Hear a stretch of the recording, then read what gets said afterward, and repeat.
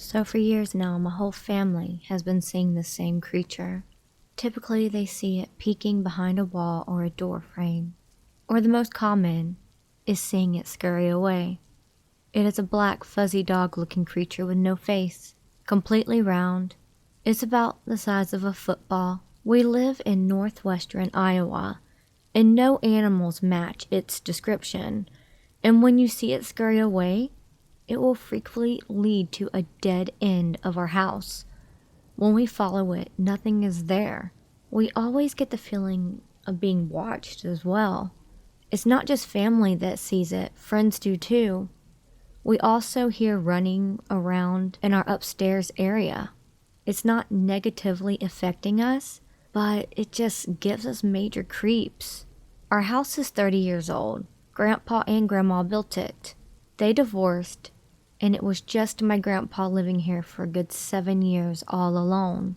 Only thing we could think of is the time he was given my aunt's black fuzzy cat.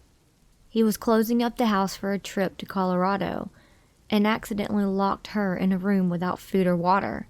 I think you know what happened. But yeah, I don't know. What is this thing? Is it an entity or some other weird thing?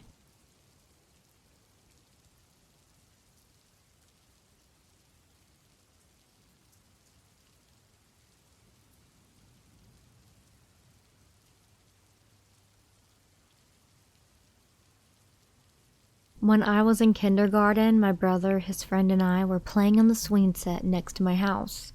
My house that I was staying at the time had a lot of paranormal shit going on. At one point while we were playing on the swing set, we decided to spin on one of the swings. And when I went to go spin, as I was spinning, I saw a little red man with red skin, horns, and a striped red and white shirt next to a tree. I thought I was tripping. So I told my brother, and my brother said, "Let me give it a try." And as he was spinning, he saw the same thing, a little red man with red skin, horns, and a red and white shirt, also next to the tree. I just want some type of explanation, and also to know if anyone else has had any similar experiences with seeing this. I don't know if that swing was a portal or what, but the shit was creepy as hell.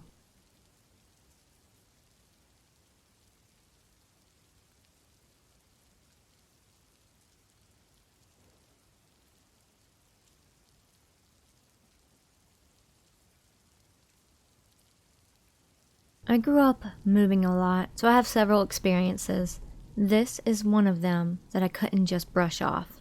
Keep in mind, I live in a really safe, planned community, so nothing like this was seen ever. I loved biking around growing up as well, so this was my usual trail at the age of 12.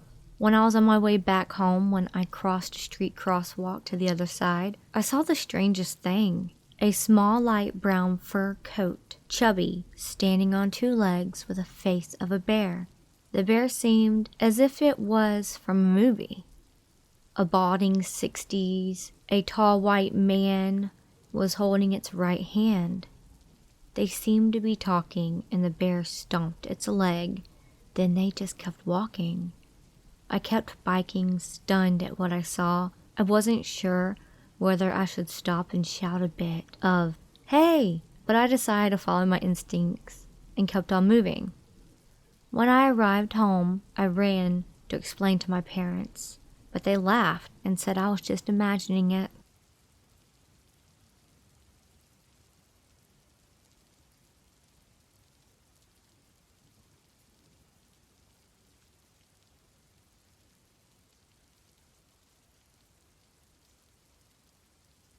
This story happened like 3 to 4 years ago, but we still can't find out what happened. Me and my friend was at a little city for 1 week. Only few people were there and further away from us. We was at his family's little old house. Our bed was front of the front door and window blinds that were pulled down. The last night we went to bed at dawn, 2 to 3 hours. We had a small talk laughing about things like that, and when we closed our eyes to sleep, we seen a really bright light come through the window. I've seen some figure in it, but I'm not sure what. Meanwhile, from all sides of the house, we were hearing knocking and beating like someone really wants to get in. It went on for about 5 minutes, then paused for a few minutes, and then resumed. We looked out the window and no one was standing there. It's impossible to make that much noise. If someone wanted to easily break in, they could because it's a really old house. We were sitting on the bed with knives and saying loud, "If someone wants money, we will give it, but just leave us alone." No response. We were up until morning, then it was gone. What could it be? Thank you if someone can try to help.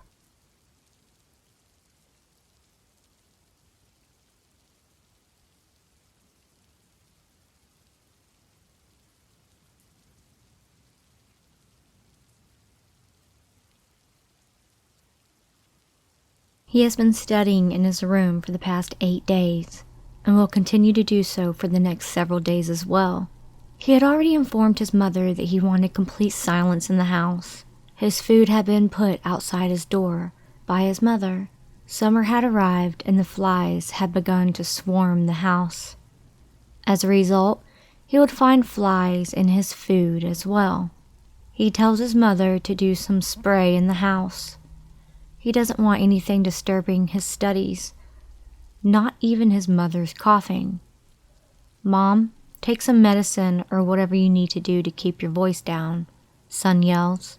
Her coughing became inaudible after a while. At night when she comes to leave his meal, he slightly opens the door and sees only her, one visible eye in the darkness of the house, and he asks if she's okay. On which she replies, "Yes, son, I'm okay. You go eat your food and study hard." In no time, silence has returned again in the house. But one problem he couldn't ignore was his meals were infested with flies. Finally, his exams were over, and he seemed to be pleased with his performance.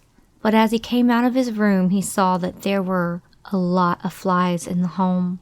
He calls for his mother, but doesn't get a response. Instead, he hears the deafening buzzing of flies. He enters the living room, where the buzzing was the most intense. All the flies were hovering around a pale, motionless body of his mother, whose mouth and nose was tightly wrapped in bandages. Following the bad odor, along with the knife sharpening from the kitchen, he hears, "Yes, son, I'm coming with your meal."